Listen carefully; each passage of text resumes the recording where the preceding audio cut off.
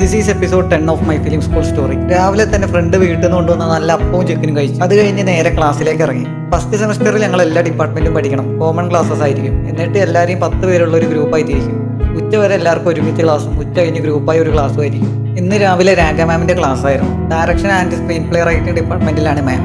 ക്ലാസിന്റെ topic psychology of visual perception. Class തുടങ്ങിയപ്പോൾ കുറച്ച് ലേറ്റായി. വേസ് ഓഫ് സീയിങ് ഒരു ടെലിവിഷൻ സീരീസ് ആണ്. അതിൽ പറയുന്നത് പെയിന്റിങ് എങ്ങനെയൊക്കെ നോക്കി കാണണം, പെയിന്റിങ്ങിൽ ക്യാമറ യൂസ് ചെയ്യുമ്പോഴുള്ള ബാഡും ഗുഡും, പിന്നെ ഗേൾസിനെ എങ്ങനെയാണ് നോക്കി കാണുന്നതെന്നൊക്കെയാണ്. ബട്ട് ക്ലാസിന്റെ ടൈം കഴിഞ്ഞു പോയതുകൊണ്ട് മാം രാത്രി ബാക്കി സ്ക്രീൻ ചെയ്യാന്ന് പറഞ്ഞു. അടുത്തത് അശ്വിൻ സാറിന്റെ ക്ലാസ് ആയിരുന്നു. സിനിമാറ്റോഗ്രഫി ഡിപ്പാർട്ട്മെന്റിലാണ് sir. Topic history of images and photography. Sir horror ഫിലിംസിൽ PhD എടുത്തതാണ്. സോ ഹൊറർ ഫിലിംസായി കണക്ട് ചെയ്താണ് ക്ലാസ് എടുത്തുകൊണ്ടിരുന്നത്.